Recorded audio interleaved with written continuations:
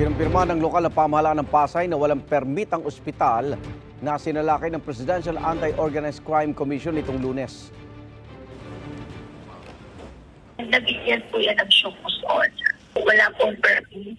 And in fact, nakipag-ugnayan din kami before pa sa administrator ng building upang ipaalam na kailangan yung kanilang mga businesses na nandyan ay merong business permit. Ininspeksyon na rin daw ng mga kawani ng LGU ang establishmento at pinagpapaliwanag bago pa ang sinagawang raid. Una nang sinabi ng PAOK na ilang buwan nang nag-operate ang ospital na mayroong ilang mamahaling gamit. Nakaraniwang nakikita lang sa malalaki ospital. Karamihan daw sa mga pasyente ng nasabing ospital, ang mga nagkakasakit na POGO worker. Wala ring work permit ang mga dayuhang doktor at nurse na naroon. Wala pang pahayag ang may-ari ng establishmento na ipinasara na ng PAOK.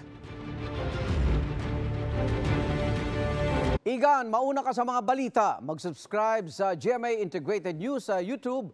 Sa mga kapuso abroad, subaybayan nyo kami sa GMA Pinoy TV at sa www.gmanews.tv.